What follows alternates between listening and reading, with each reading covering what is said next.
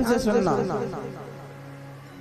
एक बार क्या हुआ, दो भाई थे, दो भाई थे। तो दोनों भाई और इनके पिताजी घर में रहते थे। पिताजी तो गुजर गए, पिताजी गुजर गए। अब बस ये दोनों भाई बचे। सब दोनों भाइयों ने बंटवारा किया। छोटे भाई ने बड़े भाई से कहा कि भैया अब हमें लगता है बंटवारा कर लेना चाहिए। ठीक है, बंटवारा कर लो।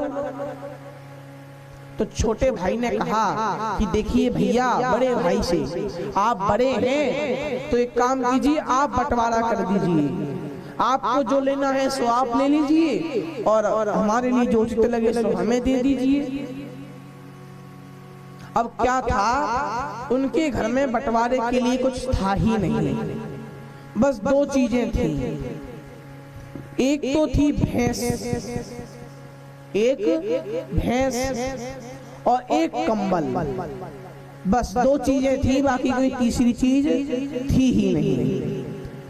बाकी भोजन इत्यादि तो सब करते ही थे। तो कहा अब ये भैंस और कंबल है, इसमें से बंटवारा कर लो, क्या करना है। तो बड़े भाई ने विचार किया, जब खुद कह रहा है कि जो अच्छा लगे सो रख लो, जो देना हो सो दे दो, तो एक काम करते हैं, अच्छा हम रख लेते हैं और जो काम का नहीं सो इसे दे देते हैं। कहा देखो बंटवारा होगा, और कैसा होगा, पहले तो कंबल में से बंटवारा करते हैं। ये जो कंबल है इसका बंटवारा करते हैं। अब सर्दियों का वक्त था, तो कहा कि ये कंबल रात में तो हमारे पास रहेगा, रात में हमारे पास रहेगा और दिन में तुम्हारे पास रहेगा। अब कंबल की आवश्यकता तो रात को पड़ती है, दिन में आवश्यकता नहीं। तो कहा रात में हमारे पास और दिन में तुम्हारे पास। अब छोटा भाई सोचे तो घाटे में चले गए।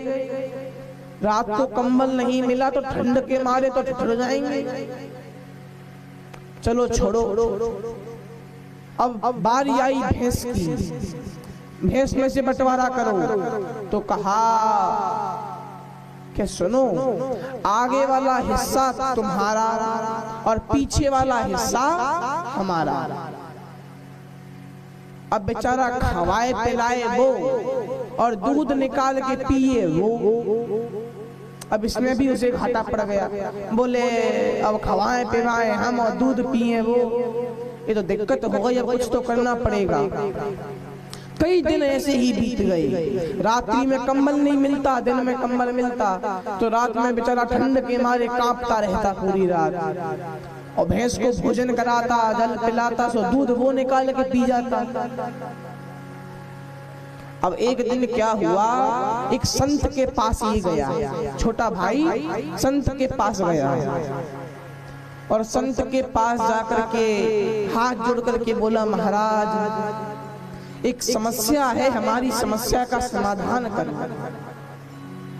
संत ने कहा क्या समस्या है। बोले समस्या ये है कि हमने बड़े भाई से कहा कि बंटवारा कर लो, जो आप बंटवारा करो, जो अच्छा लगे आप रख लेना, बाकी हमें दे देना।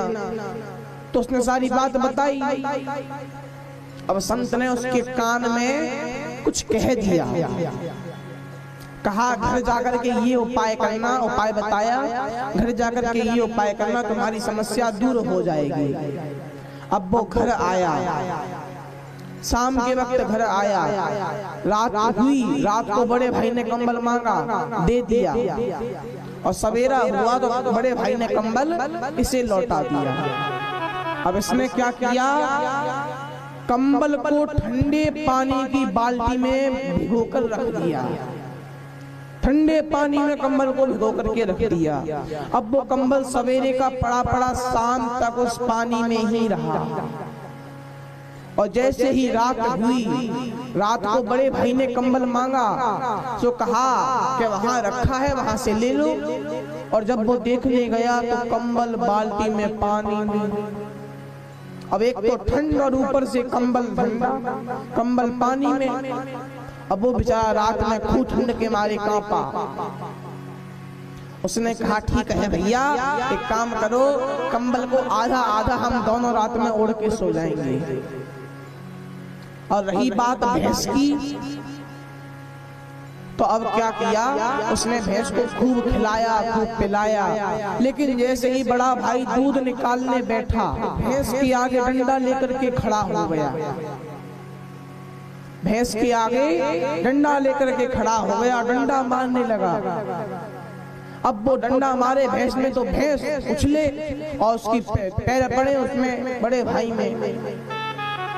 अब बड़ा भाई कहे ये क्या कर रहे हो, दिखाई नहीं देता मैं दूध निकाल रहा हूँ। छोटे भाई ने कहा हमें उससे कोई मतलब नहीं, तुम दूध निकालो चाहे कुछ भी करो, क्योंकि पीछे वाला हिस्सा तुम्हारा है और आगे वाला हिस्सा हमारा है।